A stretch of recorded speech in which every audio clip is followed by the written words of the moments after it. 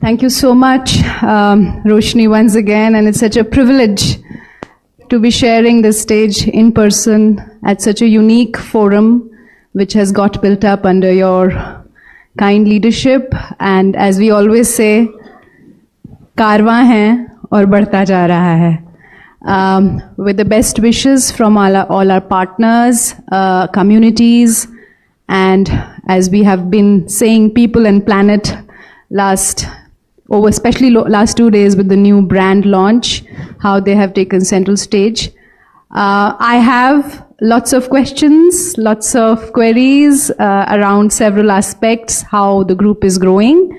And it's our honor that Roshni has been always accepting our invitation, and it is her leadership, mentorship, guidance, and approachability, I would say, that helps us grow without hesitation, leaps and bound. So thank you, Roshni, for all your guidance to us. I will get into few question-answer sessions, a kind of a question-answer session, but before that, if you want to just open the dialogue by addressing the audience with something that you would want to say, and then I'll take the question. No, I'm just so happy to be here. I think the last time, a couple of years ago, so obviously pre-COVID, when I was here, we had done the event. I think this is our third time at the Habitats Center, right? Third time. So the first time, there was only this section. The second time, there was this section and that. And now it's that. So that's what I was looking at. When Nidhi was introducing me, I was doing this. I was looking at all of you on top. But yeah, I think, we're all happy to be alive. We're all happy to be here. And if the foundation keeps growing, we get to keep impacting more people. So I can only pray for that. Thank you so much, Roshni. And you're right that, and this is just 2 people on strict invitation from us, from each foundation and each NGO that we are partnering with. We were just talking, how do we make these sessions available to at least 10 team members from each NGO, and how do we really make it into a much, much bigger conclave? Rightly deserved by the field teams also, and we are looking at bigger and bigger venues, and we were looking at stadiums maybe next time. So let's see how it goes. But post-pandemic, I think it's an amazing kind of feeling where we've come back in person. This is the 6th PFC that we are hosting. Without any fail, we do it each year, and each year the quality of sessions and the quality of engagement has really gone up. Back in person this year, of course, we also came back with a very fresh brand at HCLTech, and that has been the major flavor of the conclave this year. So I'll start from that. I think we have few of those corporates where we saw communities and planet take the center stage in our brand positioning. And you have been, I would say, a central guidance to the curation of this brand. Tell us a little more about the I would not say completely repositioning, but the rebranding exercise, and why did you think that this should be at the center stage? I think the first was a pure business decision. By now, those who've been, in partnership with HCL Foundation for a long time, I think, that the HCL group is much larger. So, we have the HCL group, the HCL holding company, and then we have the group companies, which are HCL Technologies, HCL Infosystems, HCL Healthcare. We have our family philanthropy, which is very big, Shiv Nadar Foundation. We have the Habitats Trust, which is my foundation, and then the HCL Foundation, which is the CSR foundation of the largest company in the group right now, which is HCL Technologies. So one reason for this brand refresh was to, not to differentiate the distinct identities between, the mothership HCL and then the group companies. So, from now on, we hope that, and it'll take time to evolve, but when people say HCL, they're referring to the group. And then when people say HCLTech, they're referring to the group company. And then HCLFoundation is the foundation of the group company. So I think that was the first thing. The second thing was that, long before the 2%, law came in, I think HCLTech CSR, which is outside the Shiv Nadar Foundation, has been doing some tremendous work. And I think that needed to be brought to the forefront because there was also confusion. So a lot of people were thinking that all the work is basically under the Shiv Nadar Foundation, which, because in terms of visibility, is a bigger foundation, right? Because you actually have Shiv Nadar University, or you have Shiv Nadar schools, you've got, it's a brick and mortar foundation, so there's so much that you see. So a lot of people were also confusing that. So by doing this rebrand positioning, it was also a way of us to strengthen the positioning of HCL Foundation. So if you look at the new HCLTech brand, it clearly states in its vision and its mission and its positioning and purpose that, at HCLTech, we supercharge through our people and technology, our customers, our people, the communities, and the planet. So the communities and the planet is a very definitive shout out to HCL Foundation. Because that's not what you can say for Shiv Nadar Foundation. That's an educational foundation. We have universities and schools and, it's that kind of foundation. So I think that bringing in these distinctions is very important. Also, God's been kind. The HCL group is growing. HCL Technologies is growing. Your budgets at HCL Foundation are also growing.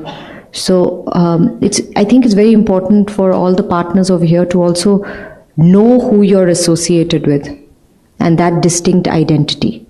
So that was the exercise we went through, and I think that these brand positioning is not cosmetic. Just because you change the logo and make it jazzier and blue and pink and purple and green like you're seeing outside, that's not what brand positioning is. It takes time.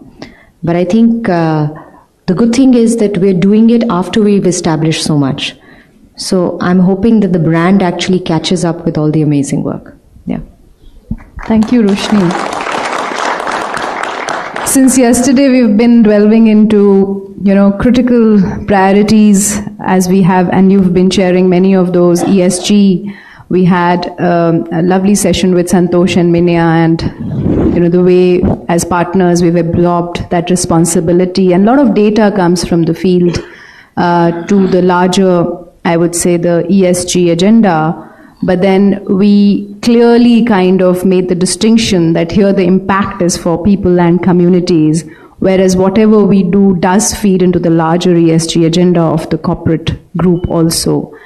You have really taken that leadership, Roshni. I've seen ever since you came on the ESG committee and you began to guide us, significant moves have happened in terms of the larger impact that we are making.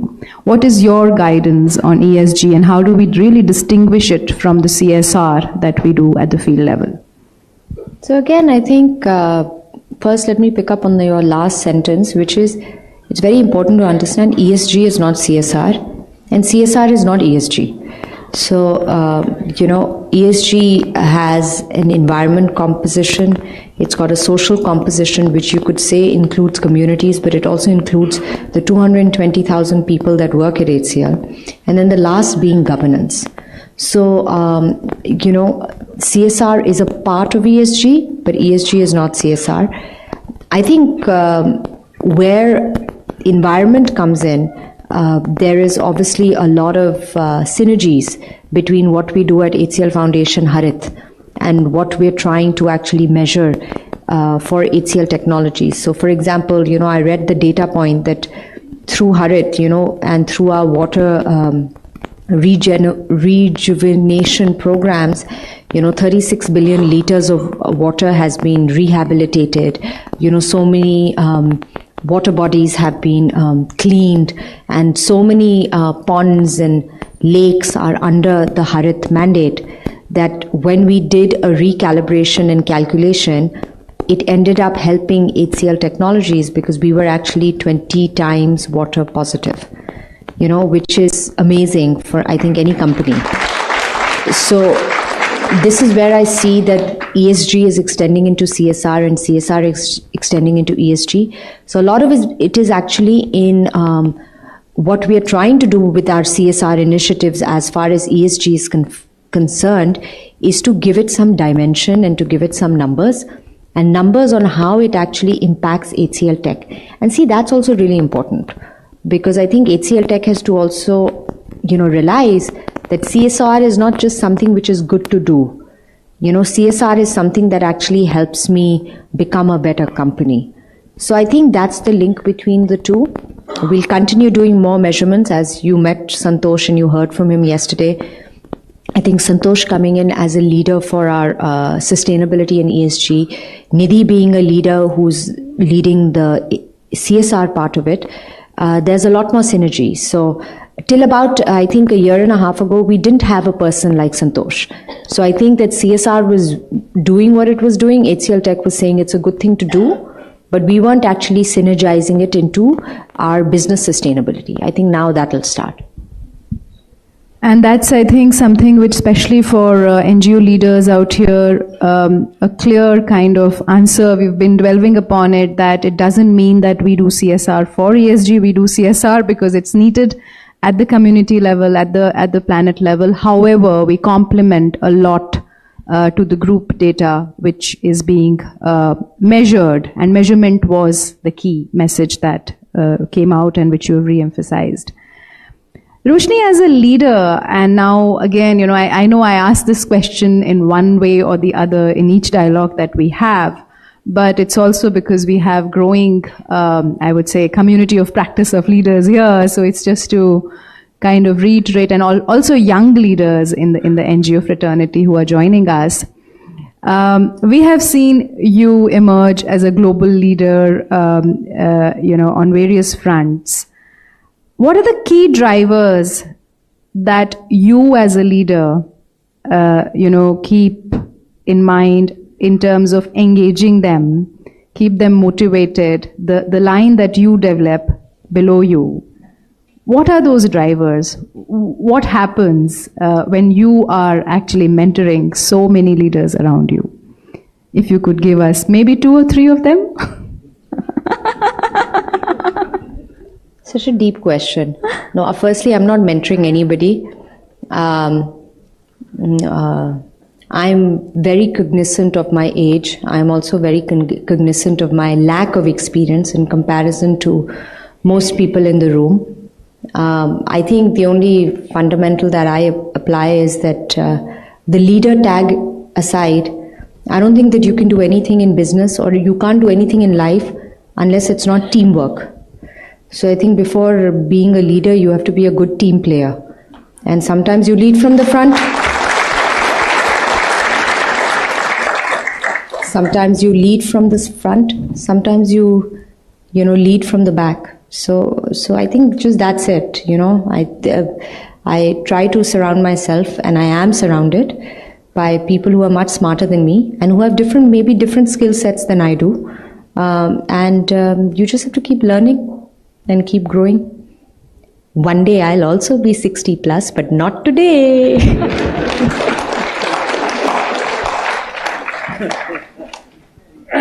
And you will be like one of those extremely big global leaders. You already are one. I don't know, yaar, तुम लोग इतना अच्छा picture लगाते हो, makeup लगाया, बाल कंघी किए. Then I appear like this. I'm like, थोड़ा casual picture use करा करो यार. Okay. We had a very engaging finance session led by our finance team, and Raj took that leadership there just now before you came.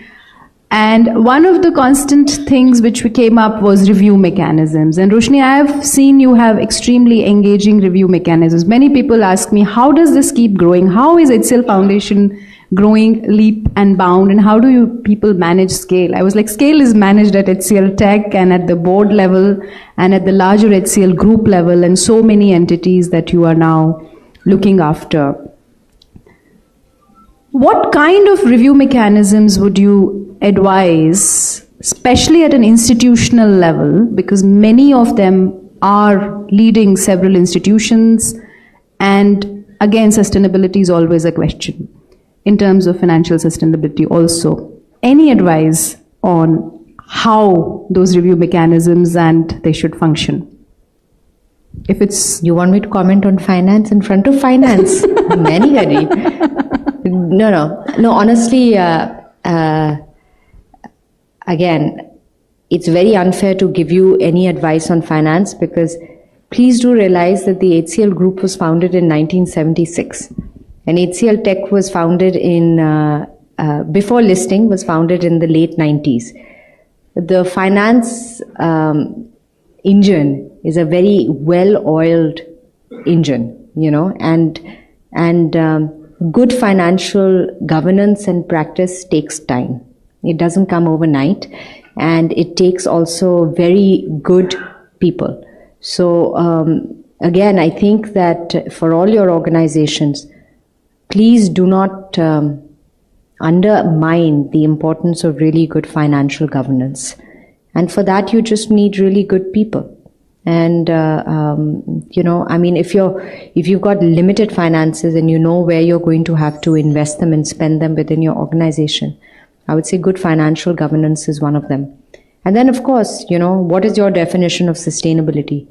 Like in a business, the definition of sustainability is not just the top line, but more importantly, the bottom line, right? The fundamentals, profit, cash, margin. So similarly for you as an organization, are you a non-profit or are you a not-for-profit? Which means you want to generate surplus and then you want to reinvest it back in your foundation. So I think there are many models that exist. Again, I don't come from a financial background. There are some awesome courses available, which is finance for non-finance people. Please take them. I promise you, because you learn. I honestly don't have an answer for finance. Finance is something that it's a discipline, and you learn it over a period of time. It doesn't come overnight. Even now, it takes a lot of effort from me personally to just generally understand, even in our complex world of HCL numbers. It takes time. I can't say that there's just any shortcut to good financial governance and understanding finance. And we just had that, this room was quite warm and nice when we were having so many discussions in the morning today. Roshni, there is always a question in terms of, especially in the NGO space, we see amazing leaders and then we see second line deficit somewhere. I know you did mention it, but then I've seen that in HCL, there is this whole hunt for professionals, and I think we are one of the foundations where there are 500 people working on ground and all from the development sector.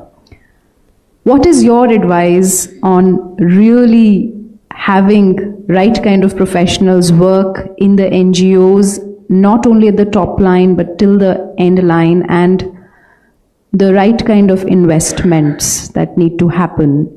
And you've always advised us to do that, but I want you to give that advice directly to our NGO leaders as well. I know that's a bit of a tough zone, but then why do you give that advice is the question. No, I don't know your organizations personally, but if I just reflect back on HCL, and of course there are some HCL leaders in the organization who probably know this better than me, I think it's an advice, or it's about culture. So it doesn't matter whether it's a company or if it's an NGO, do you have an entrepreneurial culture? And do you allow people freedom? So, when I reflect back at HCL, I think why HCL has had such a strong pipeline of leaders is because we've had a very entrepreneurial culture.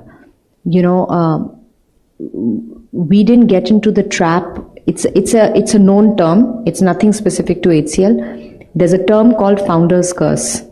So, there are some great founders who find great companies and great organizations, maybe even NGOs. But let's say when they move on, the company or the NGO or the organization falls apart. That's what a founder's curse is. So you have to actually, as if you're founders of your organizations, you have to say what, Mr. Nadar used to always say that only the paranoid survive. So you have to be paranoid कि मेरे बाद क्या होएगा? You know what I mean? And actually, your legacy is not what a great organization you built. Your legacy is that after you're gone, does it stand? That's the important part. If that doesn't happen, then you can forget about it. People will forget you. History and people's memory is very short. So, I can just reflect on HCL. Mr. Nadar founded HCL in 1976. By the time HCL Technologies came along, I think in the very first, in the first 5 years of HCL Technologies, he stopped being the CEO, considering he was the founder. And that time he was only in his 50s. He was not old, but he stopped being the CEO. He empowered other people and other generations of HCL leaders to become CEOs and presidents. And today at HCL Technologies, we're 4 CEOs down, and they've all come from internally. Other leaders have also come internally. And as of 3 years ago, Nidhi, of course, knows this, and the HCL leaders, that Mr. Nadar is completely retired. He's completely retired, not just from HCL Technologies in operating capacity, but he's retired from the board also. He's not even a board member. So I think that as a founder of your organization, you have to have that mental strength to walk away. And walk away when you're still a little young, so that you can give someone wings. Otherwise your organization won't stand. So again, I think this is just my reflection from, and today, all our executives, they run HCL like it's their own company. Like they are also founders of this company. So, I think that that's so important, and for everybody, because people come and go, but the greatest institutions in the world stand. I think it's more for you guys to Google and read that why did those institutions stand, Yeah.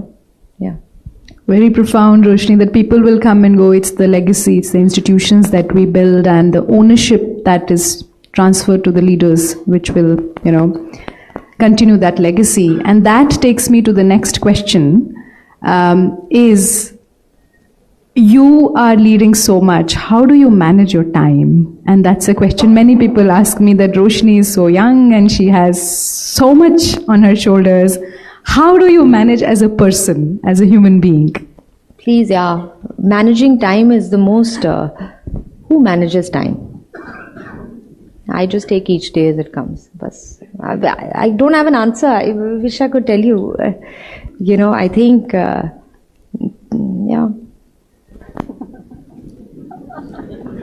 You guys are recording me saying all this also. But I actually don't, I wish I could give you, I think it's very personal. Time is very personal to everybody.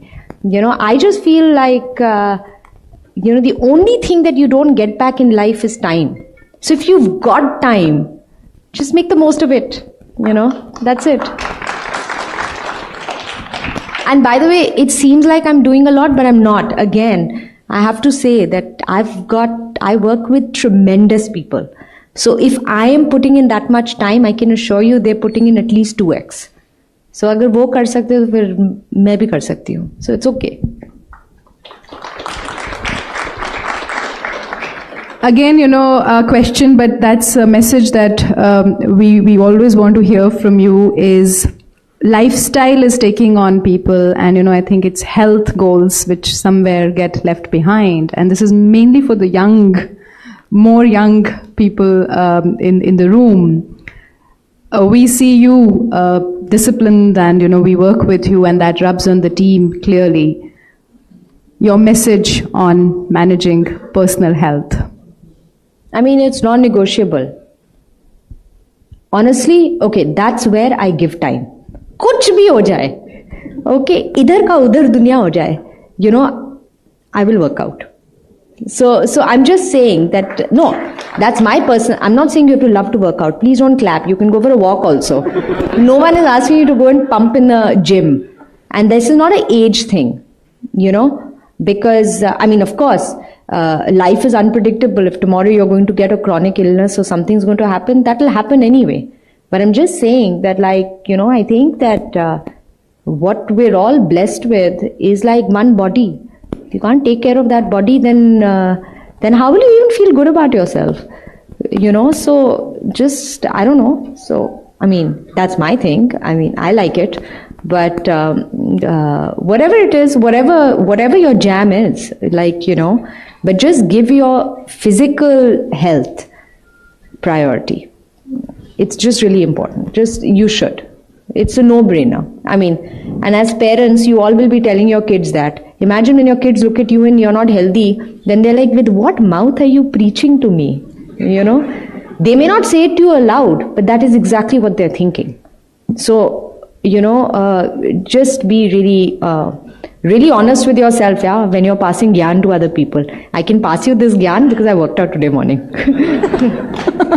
See, where is it coming from? And when we have these conversations in the team, and I'm sure a lot of the leaders here also have, health is only our own wealth, and that's what we got to manage best.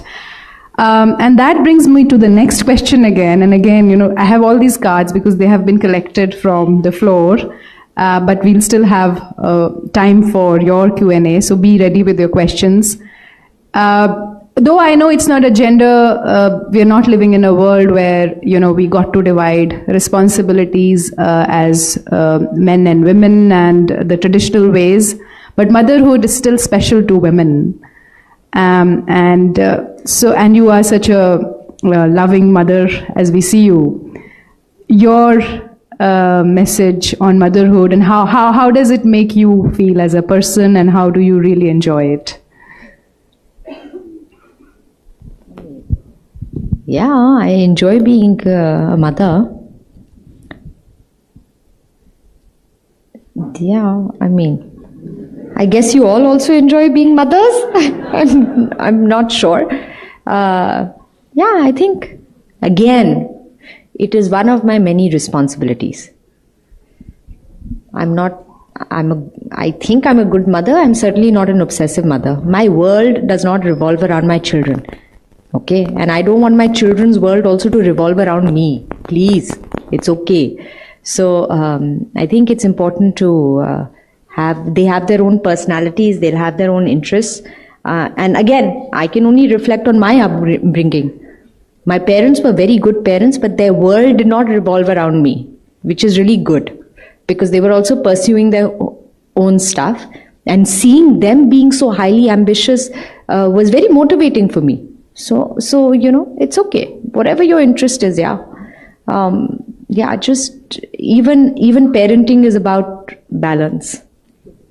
Very true. There's a question from the floor. Your favorite film or a book? My favorite film, which I've watched, of course, my favorite film series, which I'm obsessed about, and everybody over here who's in HCL knows, is I'm a crazy Star Wars fan.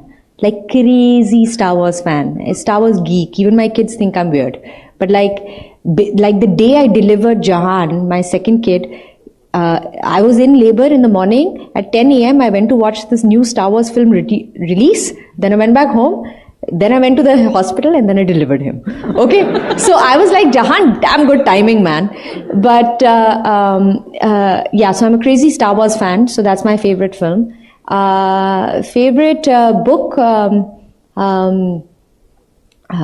I'm not such a reader. I have to be very guilty of that. Maybe I read 1 or 2 books in a year, but I don't get time. Now see, this is time management and I'm okay with it.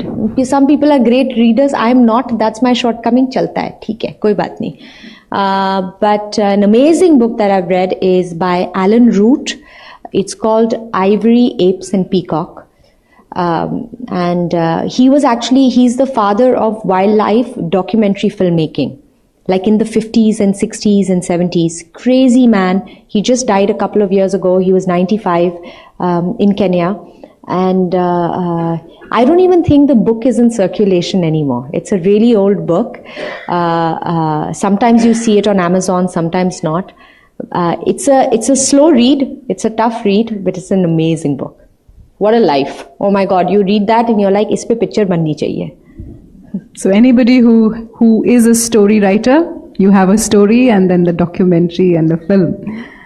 Another curiosity, of course, which we were kind of, yesterday, what questions for Roshni? And so we thought, who's your favorite leader? My favorite leader is only who I've seen all my life, Mr. Nadar.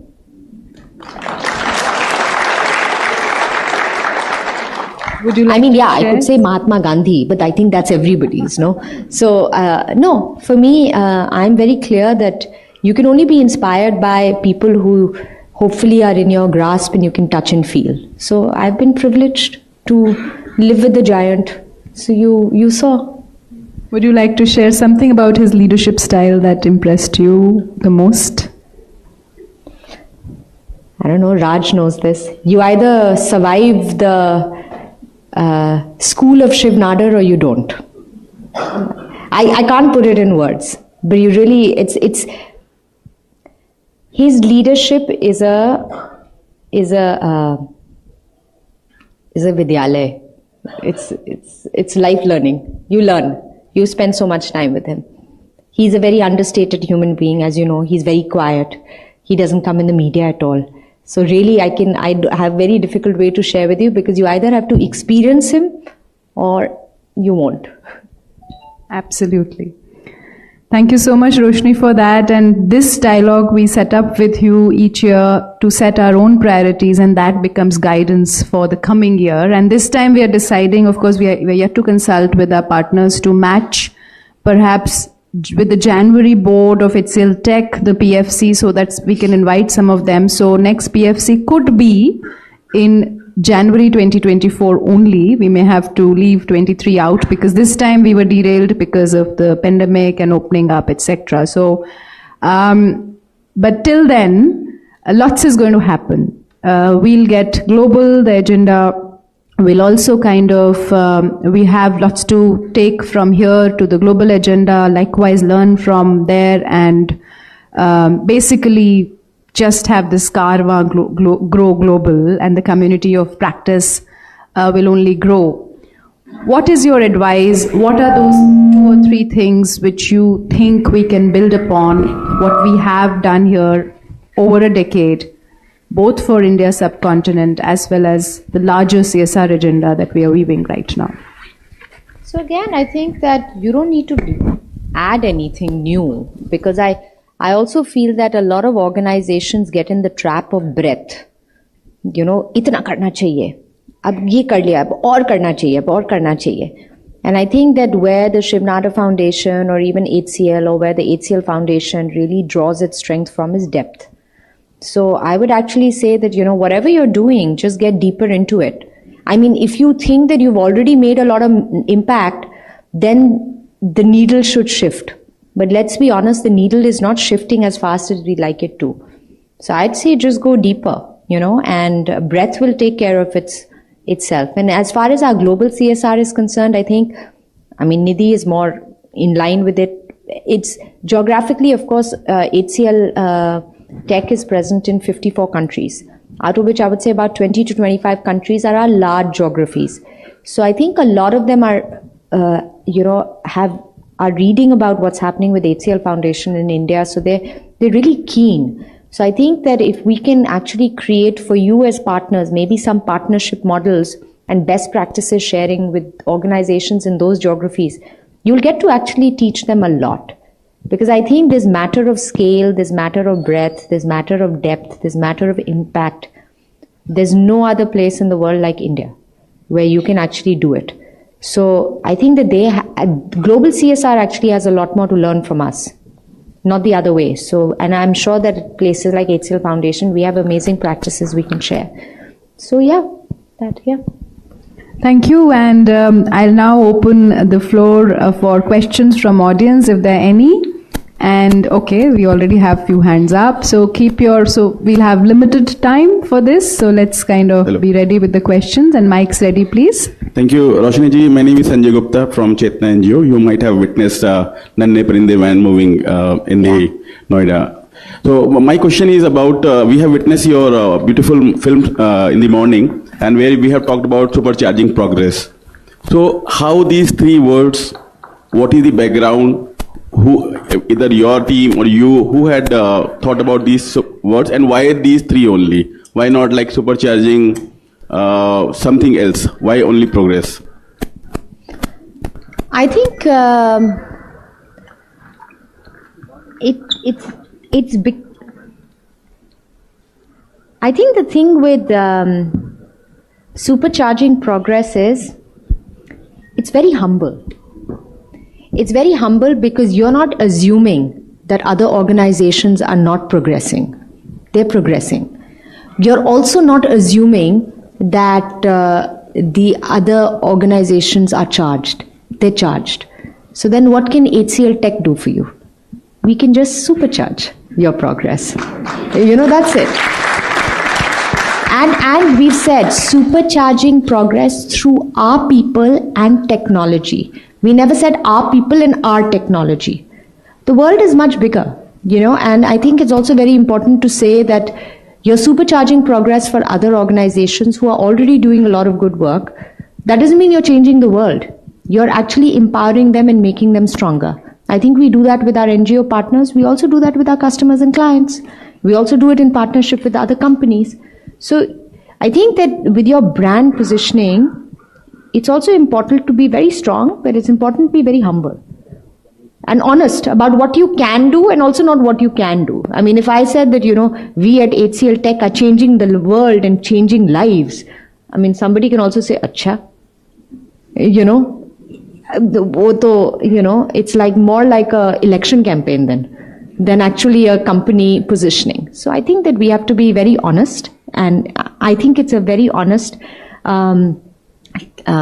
trademarks, supercharging progress, and I didn't come up with it. We have an amazing team led by Jill Corey, who's our CMO, and lots of people. And again, I think this was, Nidhi knows this, but this was also a big team exercise. It's not like I decided or, CVK, our CEO, C. Vijayakumar decided. No, we went through rounds and rounds. We had discussions with what customers and clients felt about it, what our own employees felt about it. I mean, brand evolution doesn't happen overnight. It takes time. And it's also something that people have to get behind, right? You've got 220,000 people, employees, plus all of you and your organizations. Something that rolls off the tongue, no? You have to want to believe it, So, yeah. And as Roshni said, I was a part of the exercise, and the CSR community was consulted. And, supercharging progress very much applies to us because we are working towards the SDGs, and all we need to do is now real supercharged work because 2030 is not far. People and, planet being clear verticals there, communities and planet. So it really went very, very well, and there were massive surveys and ownership now across, as you can see, how quickly it is just spread across the group and across the partners. Any more? Okay, sorry, we're not able to see you. Sure. Hello, ma'am. My name is Ramesh from Banyan Academy, Tamil Nadu. So today the world is divided between those who are working for themselves and those who are concerned about others. How can we shift this? Because the number of people concerning about others is coming down. Just a thought. I think firstly you have to acknowledge working for yourself is not bad. I mean, after all, you all are part of your NGO communities. Why are you doing what you're doing? Because you get up every morning, before impacting other people, it makes you feel good. Be very honest about that. So I think there's too much of this also, I work for myself versus should I be working for others. I think there's a fine line. I can assure you, when Mr. Nadar started HCL at the age of 30, he was working for himself. Okay? And somewhere along the line, when he started feeling much more confident about himself, much more confident in what HCL could do, then he forayed into what he could do for others. So I think I almost feel like working for yourself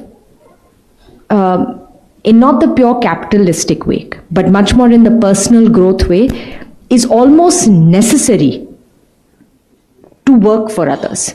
Because you should know your strengths and weaknesses, and you should be very honest with yourself.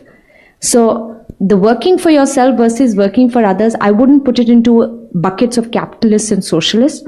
I would put it much more in buckets of self-growth versus, impact.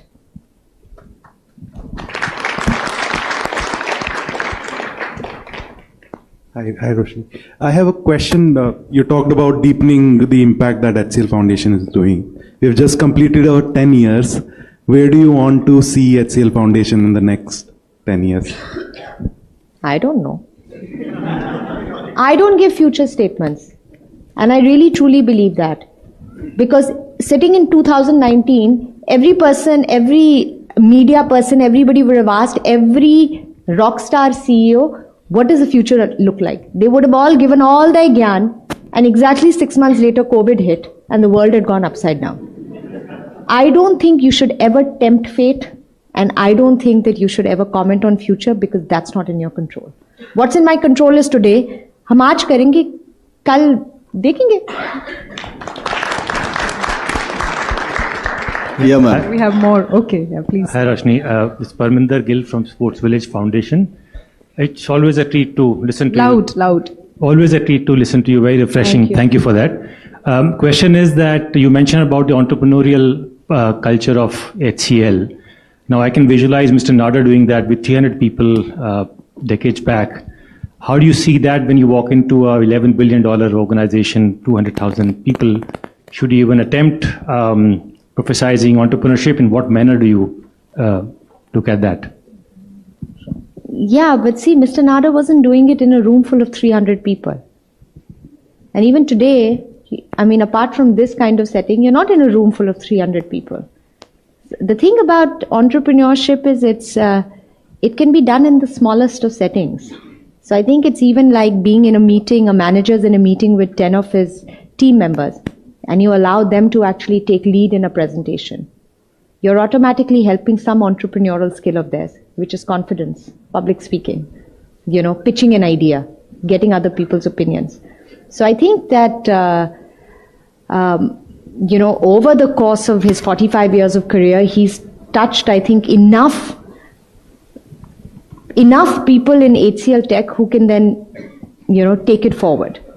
I think entrepreneurship in very large organizations is catalytic. Is it always perfect? No.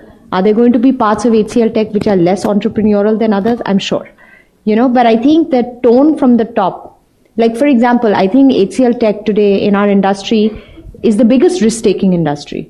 Biggest risk-taking company. Risk-taking is a very entrepreneurial thing where we do acquisitions, we, come up with new business lines, we're almost maniacal, a bit chaotic also sometimes. All these are entrepreneurial cultural fabrics.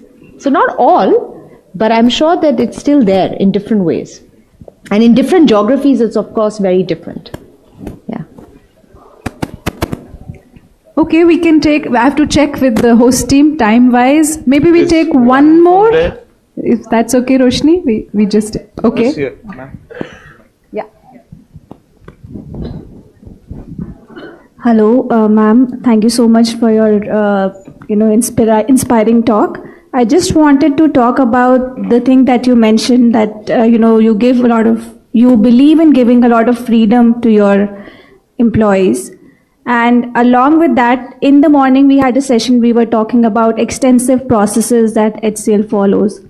How does these two go hand in hand, and what are the challenges you face? I think freedom doesn't mean lack of process. I think that's also very fair.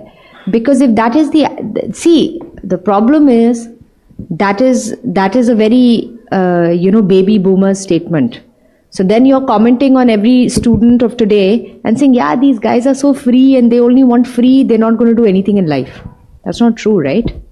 They're young entrepreneurs who are in their 20s and 30s doing amazing stuff, and they've come from literally blue ocean thinking, where there were no boundaries. So I think that processes are important to get results, but the freedom has to be freedom of thinking. First, you have to actually have the freedom to say the impossible is possible. Ab possible kaise banana hai? Acha uske liye process likho. So I think that freedom doesn't mean that you can be all over the countryside. Freedom means that you just have freedom of thought, and that's how you kind of empower. Freedom means creativity. Eventually an artist is completely free in the way he or she thinks. But then when they translate it in a 2 feet by 2 feet canvas. There's a process, there's a boundary. So be free, think wide, and then put it into processes. I'm getting a buzzer from that side, so we have to close the dialogue for this year, but we will have it again for sure. Let me thank you, Roshni, on behalf of Thank you, everybody. 200 NGO leaders. As many, we just had a seating capacity of 430, but I see more, a lot of people standing there also. And again, warm wishes from all over the country, from more than 20 states represented in this room.